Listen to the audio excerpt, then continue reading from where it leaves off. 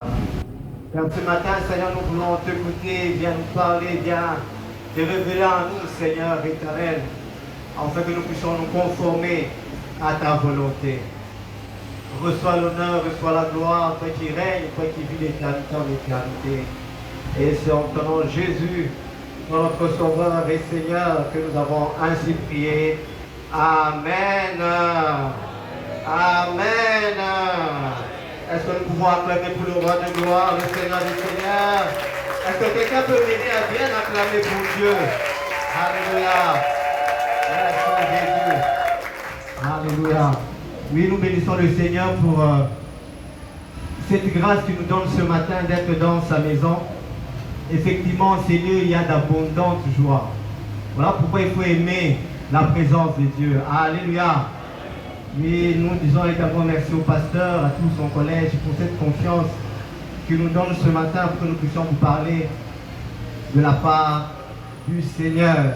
Amen. Amen.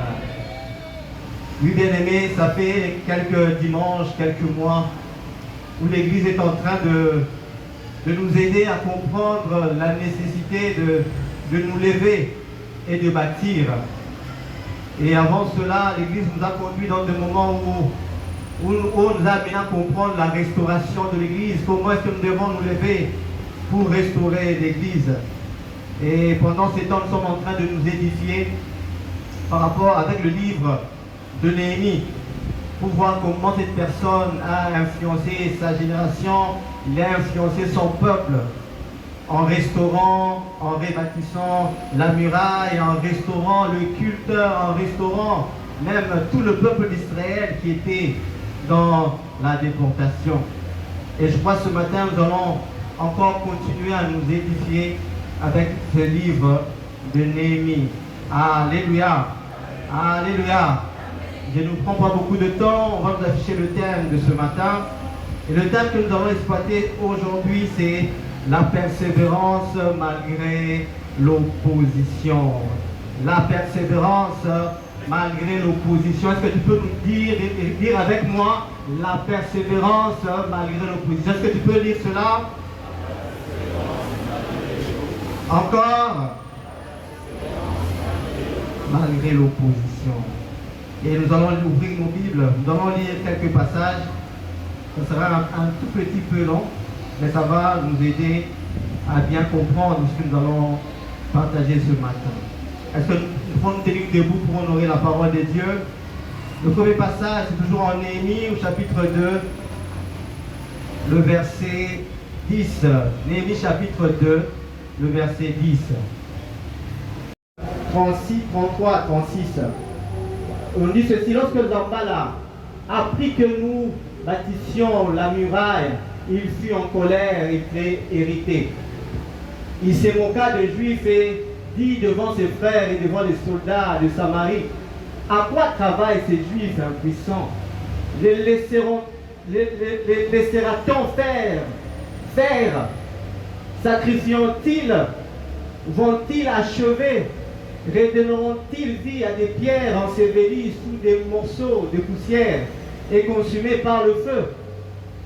Tobia l'ammonite était à côté de lui et s'est dit qu'il bâtisse seulement. Si un renard s'élance, il renversera leur muraille de pierre. Écoute, ô notre Dieu, comment nous sommes méprisés. Fais retomber leur insulte sur leur tête et livre-le au pillage sur une terre où ils soient captifs. Ne pardonne pas leur iniquité et que leur péché ne soit pas effacé devant toi, car ils ont offensé ceux qui bâtissent. Nous rebâtîmes la muraille qui fut partout achevée jusqu'à la moitié de sa hauteur, et le peuple prit à cœur ce travail. Oui, le tout dernier verset, ici à l'église. Mais aujourd'hui, le Seigneur nous met à cœur de parler sur ce thème, la persévérance malgré l'opposition. La persévérance malgré les découragements. Nous pouvons aussi le dire ainsi. Dans ce premier chapitre, verset que nous avons lu dans Hébreux chapitre 10, et chapitre 2, verset 10, nous voyons Néhémie qui s'élève pour aller bâtir. Déjà au chapitre 1er, nous le voyons en train de prier, où on le présente comme un intercesseur, après avoir eu des nouvelles de Jérusalem. Il a eu ces nouvelles, les premières attitudes qu'il a eues, c'est la prière, intercéder en faveur du peuple d'Israël. Et une question qui me vient à l'esprit en ce moment, c'est celle de savoir, une question que je vous pose à vous qui êtes là ce matin. Quelle est l'attitude que vous avez quand vous recevez de mauvaises informations concernant un frère et une sœur dans l'église?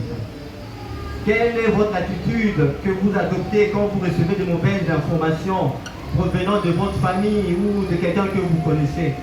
Mais nous avons vu Néhémie, première attitude qu'il a adoptée, c'est de se mettre en prière. Et nous avons vu, il a passé beaucoup de temps. Et les commentateurs nous parlent même, il a passé 4 mois en train de prier. Et c'est au chapitre 2 où il s'est levé, il s'est mis en action. Il a même obtenu la faveur du roi qui lui a remis des lettres pour qu'il puisse avoir cette facilité dans son travail. Et dans ce deuxième chapitre, nous remarquons une chose, de soi-disant amis qui s'élèvent pour encourager, pour manifester leur joie en disant, cette fois-ci, il y a quelqu'un qui descend à Jérusalem pour arranger. Et ces gens-là, on les cite, ils sont à deux, Sanballat et Tobia. Nous les avons entendus, de noms qui reviennent à tout moment. Aujourd'hui, nous allons parler de ces personnes-là. Des personnes qui ont vraiment joué un grand rôle dans la vie de Néhémie. Ces gens-là, en lisant la Bible, on trouve que ce sont aussi des gouverneurs, comme Sanballat qui pouvait être gouverneur de Samarie, et Tobia aussi pouvait être aussi gouverneur quelque part. Mais dans le verset 2, ce frère se lève, dans le chapitre 2, il se lève comme des gens qui sont dans la joie. Dans la joie pour recevoir un libérateur de Jérusalem. Mais en soi, ce sont des ennemis.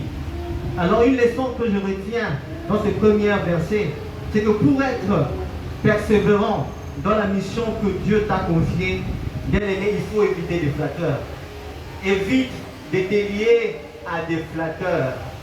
Aux personnes qui te diront non, tu es la personne qu'il faut, tu es la personne qu'on cherchait, tu es la personne qu'on veut pour construire l'église. Mais ce sont des flatteurs. À ta mission, bien aimé, toi qui connais ta mission, évite cette catégorie de personnes. La deuxième catégorie, c'est dans le deuxième verset que nous avons lu. Cette fois-ci, le même personne, il se présente comme étant des moqueurs. Nous l'avons lu au deuxième passage de Néhémie en Néhémie 2, chapitre 19 à 20, où il se moque des enfants d'Israël en se disant, mais ces gens sont des bons rien, ils ne feront rien à Jérusalem. Bien-aimé, dans ta persévérance, dans la mission que tu as accomplie pour Dieu, évite des moqueurs. Des personnes qui vont se moquer de toi, qui vont se moquer de ton Dieu. Si tu restes à écouter les moqueries de ces personnes-là, tu vas passer à côté de ta mission. La troisième catégorie des personnes que nous rencontrons, que nous avons lu en Néhémie chapitre 4, du 1er au 6e verset, ce sont ceux qui veulent te détourner de ta mission. Bien-aimé, c'est étonnant de voir des personnes qui étaient dans la joie. Après, ils se sont ligués à mon cœur, et après, ils se sont ligués en faiseurs des plans pour détruire l'œuvre de Dieu. Nous allons relire le passage de Néhémie chapitre 4, de 1 à 6. Est-ce qu'on peut nous retourner ces diapos-là? Nous allons lire. Mais j'aimerais que nous puissions bien écouter ce que ces ennemis s'élèvent et ce qu'ils veulent faire au milieu de l'enfant d'Israël. On dit, lorsque Sanballat apprit que nous rebâtissions la muraille, il fut en colère et très irrité. Il faut comprendre une chose, c'est qu'au début, Sanballat et Tobia ne pensaient pas que les enfants d'Israël allaient construire. Ils ne pensaient pas. Voilà pourquoi au début, ils étaient contents. Et au deuxième verset que nous avons lu, ils ont vu Néhémie en train de stimuler le peuple au travail. Ah là, ils se sont levés, se sont mis à se moquer maintenant. Parce qu'ils ont vu, il y a quelque chose qui vient. Maintenant, ici, le peuple, au chapitre 3, le peuple s'est levé. Parce que Néhémie les a demandé de s'élever, de bâtir. Tout le peuple est venu. Là, maintenant, ils se sont dit que non, cette affaire est sérieuse. Nous devons nous battre, les combattre. Écoute maintenant les plans qu'ils ont mis. Il se moqua des Juifs, comme d'habitude. Et dit devant ses frères et devant les soldats de Samarie. Ça, c'est Samarie qui est en train de parler. À quoi travaille ce Juif impuissant? Les laissera-t-on faire? Sacrifieront-ils? Vont-ils achever? Redonneront-ils vie à des pierres ensevelies sous des morceaux de poussière et consumées par le feu? Bien aimé, ici nous voyons Zambala et Tobija se poser des questions. Normalement, ce ne sont pas des questions, ce sont des stratégies qu'ils veulent mettre en place pour que l'œuvre, pour que la mission de Néhémie puisse échouer. Et ce qu'ils se disent comme, tout ce qui se pose comme question, bien aimé, c'est qu'ils veulent que le travail s'arrête, qu'on ne puisse pas bâtir, qu'on ne puisse pas restaurer la muraille. Et il y a une troisième question qui se pose dans ma version, on dit, vont-ils offrir de sacrifices? Vont-ils offrir de sacrifices? C'est que dans leur plan, ils veulent empêcher Néhémie et le peuple d'Israël à adorer Dieu. Il s'est dit non, si nous laissons ces gens, ils vont bâtir, ils vont construire et ils vont donner des sacrifices. Bien-aimé, l'une des missions de l'ennemi, c'est de t'empêcher à honorer Dieu. C'est que l'ennemi veut tout faire pour t'empêcher à rendre à ton Dieu un culte agréable, un culte raisonnable. Et l'ennemi, il aménage, il met tout en jeu pour t'en empêcher. Et beaucoup de gens pensent que l'ennemi a besoin de détruire seulement nos mariages, de faire du mal à nos enfants. Mais le but ultime de l'ennemi, en faisant tout le mal qu'il fait, c'est pour t'empêcher à adorer le Seigneur. C'est pour t'empêcher à exalter le Seigneur. C'est pour étendre, c'est pour plutôt effacer la soif que tu as pour chercher le Seigneur. Et bien aimé, nous devons faire très attention quand nous voulons persévérer dans notre mission. C'est de nous détourner de ces personnes qui veulent nous éloigner de notre mission. Alléluia. Dans Néhémie chapitre 16, chapitre 6, au premier jusqu'au troisième verset, nous voyons une autre quatrième catégorie de personnes, bien aimés, qui sont très dangereux. Nous avons lu cela. Ce sont ceux qui nous distraient pour nous amener à la mort. Des personnes qui veulent nous distraire par des bonnes paroles, par des bonnes réflexions. Mais en soi, leur but est de nous tuer. Leur but est de nous détruire physiquement, pas seulement spirituellement. Bien aimé, j'aimerais ouvrir cette parenthèse. Nous le voyons même dans le monde aujourd'hui. Si nous voyons le nombre de ces frères de Dieu qui sont empoisonnés. Bien aimé, tout commence quelque part par là. Si tu es distrait, si tu te laisses emporter par quelques personnes, ils vont te dire je sais quoi. Mais il faut que tu retrouves dans leurs réunions, dans leurs fêtes. Bien aimé, c'est là où ils en profitent pour t'empoisonner. Et c'est dur quand je le dis aujourd'hui, d'écouter qu'un pasteur a été empoisonné, tel serviteur a été empoisonné. Et moi je me pose des questions, mais Seigneur, tu n'as pas réveillé ton serviteur pour qu'il puisse éviter certains milieux.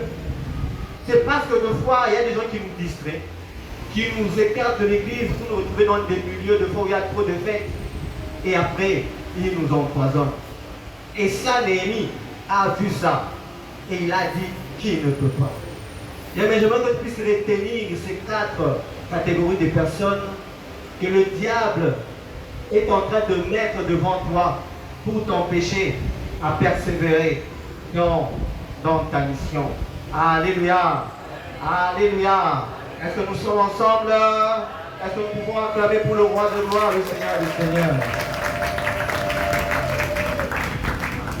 Bien aimé dans le Seigneur, nous devons apprendre une chose, que le désir de l'ennemi, c'est de te pousser d'arrêter de faire l'œuvre de Dieu.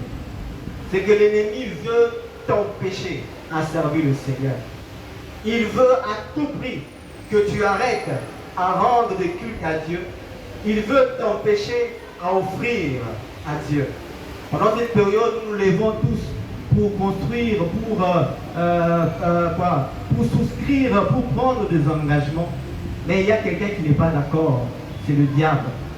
C'est celui qui mettra tous ces pièges, toutes ces personnes, les moqueurs, les détourneurs, les flatteurs, les tueurs, pour t'empêcher à servir le Seigneur. Et pour cela, bien aimé, il faut faire très attention. Nous allons lire encore, descendre encore dans Néhémie, chapitre 4. Chapitre 4, nous descendons encore. Verset 3. Le verset 4. Écoute, oh Dieu, ça maintenant c'est une prière. Après avoir entendu le plan de l'ennemi. Maintenant c'est l'ennemi qui prie.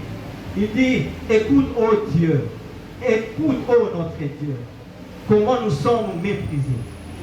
Fais retomber leur insulte sur leur tête et délivre-le au pillage sur une terre où ils soient captifs. Verset 5. Ne pardonne pas leur iniquité et que leur péché ne soit pas effacé de devant toi, car ils ont offensé ceux qui bâtissent. Les messieurs, c'est une prière un peu compliquée. Normalement, nous, en tant qu'enfants de Dieu, nous n'aimons pas ces genres de prières. Parce qu'on nous a appris qu'il faut prier pour nos ennemis. Il faut les aimer. Il faut les faire du bien. Mais là, l'ennemi, c'est une prière qui quitte un peu dans son milieu habituel. Mais nous voyons dans le psaume, David aussi a fait ce genre de prière contre ses ennemis. Et nous pouvons nous dire, est-ce que c'est un exemple à suivre ou un exemple à ne pas suivre? Mais j'aimerais un peu vous étonner ce matin. Ça, on appelle ça une prière d'imprécation. Une prière qui met en cause ses ennemis. Une prière qui met en cause ses ennemis. C'est comme une personne qui t'a offensé et tu l'amènes à la justice. Même si tu es chrétien, il t'a tellement offensé. Peut-être qu'il a volé ton téléphone, il t'a fait du mal, il est venu piller chez toi, il a tué quelqu'un dans ta famille, mais tu l'amènes en justice. Je ne sais pas si quelqu'un te fait du mal, il tue ta femme, il tue ton enfant. Est-ce que tu vas le pardonner? Est-ce que tu vas le prendre, le cajoler, lui faire, ah, je te pardonne, rentre chez toi, Dieu est avec toi, Dieu te soutient, que Dieu te fortifie. Notre première attitude sera d'amener cette personne en justice. Mais nous sommes enfants de Dieu. Ah, c'est ce que l'ennemi a fait. Il a fait une prière d'imprécation. Parce que ce que l'ennemi a fait est grave. Le peuple s'élève pour construire. Mais quelqu'un est en train de méditer de faire du mal. Bien aimé dans le Seigneur, j'ai beaucoup aimé la prière qu'on a fait. La prière où nous voulons prendre l'autorité et prier pour tout ce que l'ennemi est en train de préparer dans l'avenir concernant nos vies. Mais nous ne devons pas faire des concessions quand on nous demande de prier, quand on nous demande de briser toute œuvre des ténèbres. Nous ne devons pas donner au diable ce qu'il veut nous arracher. C'est comme un voleur qui vient chez moi et veut m'arracher mon téléphone. Faire la concession, c'est-à-dire, je veux lui dire non, ne me fais pas du mal. Tu veux prendre mon téléphone, prends. C'est ce que nous faisons avec le diable. Le diable veut te détruire ton ministère. Alors quand tu ne veux pas qu'il te dérange, tu dis non, j'arrête mon ministère. Le diable veut assez que tu arrêtes d'offrir tellement qu'il te menace. Il touche à tes enfants, il touche à ton travail, juste pour que tu arrêtes. Alors, tu te dis non, alors j'arrête. C'est ce que nous faisons deux fois avec le diable. Nous lui donnons ce qu'il veut nous arracher. Mais au moment où il sait, si j'arrache cette chose, cette personne sera loin de Dieu. Il sera rejeté loin de la face du Seigneur. Et c'est ce que deux fois nous faisons. Et Néhémie n'était pas prêt pour céder cela. Néhémie n'était pas prêt pour laisser son travail et s'abandonner aux caprices de Sanballat, de Tobija et des autres personnes. Voilà pourquoi devant le Seigneur, il n'a pas eu honte d'exprimer l'état de son cœur, d'exprimer ses sentiments. Parce que ce que Tobija et Sanballat faisaient, ce n'était pas en soi pour combattre l'ennemi, mais c'était pour combattre Dieu. Ce n'était pas pour empêcher Néhémie de faire son travail, mais c'était une opposition contre Dieu. C'est que ce que l'ennemi veut faire dans ta vie, ce qu'il veut détruire, ce qu'il veut t'empêcher de faire, en soi, il ne le fait pas contre toi. Il le fait contre Dieu. C'est Dieu qu'il veut détruire, c'est Dieu qu'il veut arrêter. Alors quand on te demande de t'élever, de prier, bien-aimé, il faut prier. Il ne faut pas faire des concessions, parce que quand l'ennemi veut faire du mal dans ta famille, il le fait tellement bien. Quand il veut détruire ta famille, il le fera. Quand il veut détruire ton travail, il le fera. Quand il veut te détourner de Dieu, il le fera. Mais quand on te demande de prier, de prendre autorité sur lui, tu fais des concessions. Tu fais ce que le modérateur a dit. Assez pris à la dimension de ta colère. Prie à la dimension de ta colère. Mais des fois, nous ne sommes pas tellement colériques parce que l'ennemi a tellement tout pris et nous lui avons tout concédé. Des fois, on ne pense pas que l'œuvre de Dieu est tellement important. C'est tellement banal. Ah, ça t'a c'est tellement, ça ne va pas descendre. Mais si tu comprends la valeur de la mission que le Seigneur t'a confiée, tu ne vas pas abandonner. Tu ne vas pas abandonner. Et ce matin, bien-aimé dans le Seigneur, prie. Quand on te demande de prier, nous n'avons pas lutté contre la chair, contre le sang, mais nous luttons contre les principautés, contre le diable, contre les esprits mauvais. Alors quand on te demande de prier, bien-aimé, prie. Quand on te demande de détruire, détruis. Quand il faut demander le feu du ciel, bien-aimé, fais-le. Car l'ennemi, lui, ne te laissera jamais en paix. Alléluia. Alléluia. Est-ce que nous sommes là? Le verset suivant, le verset 6. Nous rebâtîmes la muraille qui fut partout achevée jusqu'à la moitié de sa hauteur. Et le peuple prit à cœur ce travail. Bien, vous voyez, quand vous aimez l'œuvre de Dieu, vous allez l'amener jusqu'au bout. Peu importe l'ennemi, oui, l'ennemi sera toujours là. Sambala, Tobidja, les autres là, ils seront toujours là. Mais nous avons notre regard fixé sur Dieu, sur la mission qu'il nous confie. Et nous l'avons même lu dans tous les versets que nous venons de lire avant ici, c'est que l'ennemi, après avoir subi la pression de l'ennemi, l'attitude qu'il a adoptée après, c'est de continuer à servir Dieu. Là où il s'est senti faire de la prière, mais il s'est mis toujours à servir le Seigneur. Il n'a pas eu le temps de s'arrêter sur ses ennemis. Il n'a pas eu le temps d'avoir peur, de trembler. Non, ce n'est pas ça son travail. Son travail était de finir la mission que le Seigneur l'a confiée. Nous également, bien-aimés, nous prions que le Seigneur nous aide. Le Seigneur, c'est lui notre force. Le Seigneur, c'est celui qui a la capacité de vaincre nos ennemis. Et nous ne devons pas nous laisser emporter par ces personnes, ces gens, ces démons, ces diables qui nous veulent du mal. Alléluia. Nous allons aller en Hébreux chapitre 10, verset 35 au verset 39. Et nous sommes en train de chuter. Je demande beaucoup votre attention. Hébreux chapitre 10, verset 35. Verset 35 jusqu'au verset 39. Il dit ceci: n'abandonnez donc pas votre assurance, à laquelle est attachée une grande rémunération. Car vous avez besoin de la persévérance, afin qu'après avoir accompli la volonté de Dieu, vous obteniez ce qui vous est promis. Encore un peu de temps, celui qui doit venir viendra, et il ne tardera pas. Et mon juste vivra par la foi, mais il se retire, mon âme ne prend point, non, je reprends, et mon juste vivra par la foi, mais s'il se retire, mon âme ne prendra pas plaisir en lui. Nous ne sommes pas de ceux qui se retirent, alléluia, pour se perdre, mais de ceux qui ont la foi pour sauver leur âme. Alléluia. Est-ce qu'on peut acclamer le Seigneur pour ces paroles qui nous rassurent ce matin? Alléluia. Bien-aimés dans le Seigneur, nous ne sommes pas de ceux-là qui ont peur, ni moins de ceux-là qui doivent reculer en arrière. Mais nous sommes un peuple qui doit aller de l'avant. Oui, nous avons besoin de persévérer pour accomplir la volonté de Dieu et obtenir ainsi ce ce qui vous est promis. Bien-aimés, restons fermes dans notre mission. Nous ne devons pas céder, faire des compromissions. Nous ne devons pas laisser l'ennemi nous faire reculer en arrière. En reculant, bien-aimés, nous perdons beaucoup. En reculant, bien-aimés, nous perdons la vie. En reculant, en acceptant les propositions de l'ennemi, bien-aimés, nous allons mourir.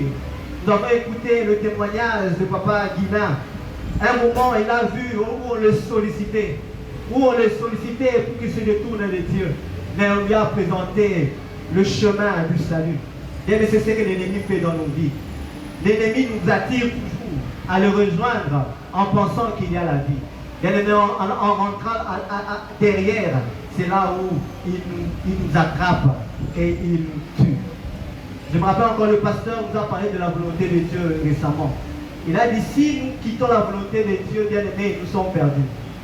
Si nous quittons la volonté de Dieu, bien-aimés, nous sommes la cible de l'ennemi. C'est quand nous sommes en Dieu, c'est quand nous accomplissons la volonté de Dieu, que Dieu nous sécurise, que Dieu nous donne la force, la capacité de vaincre tous les pièges de l'ennemi. Alléluia. Nous allons lire le tout dernier verset. Dans Deutéronome, chapitre 31, verset 8. L'Éternel marchera lui-même devant toi. Mais ce message est pour toi particulièrement. Quand tu le lis, que ça soit vraiment un message que le Seigneur t'annonce ce matin. L'Éternel marchera lui-même devant toi. Il sera lui-même avec toi. Il ne te délaissera point. Il ne t'abandonnera point. Ne crains point et ne t'effraie point. Alléluia. Bien-aimé, le Seigneur marchera lui-même devant toi. Le Seigneur n'enverra pas quelqu'un pour que lui puisse marcher à sa place. Le Seigneur n'enverra pas je ne sais pas qui pour qu'il vienne le représenter au devant de toi. Mais la Bible dit que lui-même, il marchera devant toi. Il sera lui-même avec toi. Alléluia. Bien-aimé, moi j'ai voulu comprendre ces différences. Comment est-ce que l'Éternel marchera lui-même avec moi, devant moi, et il sera lui-même avec moi. C'est la suite où j'ai bien compris cela. On nous dit il ne te délaissera point. Le Seigneur, quand il marche avec toi, il ne t'abandonne pas en cours de route. Alléluia. Quand le Seigneur marche avec toi, c'est pas qu'à un moment il va t'abandonner pour dire non, monsieur, continue ton chemin. Et le Seigneur t'accompagne. On dit il sera lui-même avec toi. C'est là où je regarde la suite du verset, de la phrase qui suit après. On dit il ne t'abandonnera point. Il sera avec toi. Il ne t'abandonnera pas. Mais le Seigneur est celui qui ne nous laisse pas les mains vides. Quand il marche avec toi, il veille aussi à tes besoins. Quand il marche avec toi, il est ta provision. Il est le Dieu qui pourvoit notre besoin. Le Seigneur ne nous demande pas de marcher inutilement. Il ne marche pas avec toi seulement pour marcher, mais il pourvoit à tes besoins. Il sait que tu as besoin de manger, il sait que tu as besoin de la nourriture, il sait que ta famille a besoin de la sécurité. Le Seigneur prendra soin de toi. Il ne t'abandonnera point. Ne crains point et ne t'effraie point. Bien aimé, il ne faut pas craindre quoi que ce soit. La peur, c'est l'arme de l'ennemi. Quand tu as peur, c'est alors que l'ennemi va t'avoir. C'est alors qu'il va te détruire. Et le Seigneur nous dit ce matin, ne t'effraie point. Reste debout, bien-aimé. Marche dans la mission que le Seigneur t'a confiée. Ne te détourne ni à gauche ni à droite, mais marche en ayant ton regard fixé sur le Seigneur. Il sera là pour te défendre. Il sera là pour te soutenir, comme il a fait avec Néhémie. Oui, nous bénissons le Seigneur. Ce matin, tel est notre désir, de rester dans le Seigneur et de faire sa volonté, de persévérer dans sa volonté. Amen. Que Dieu nous bénisse.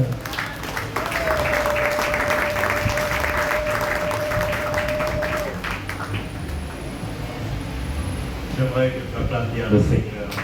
Après avoir entendu ce message, j'aimerais que tu applaudes très très bien le Seigneur. Alléluia.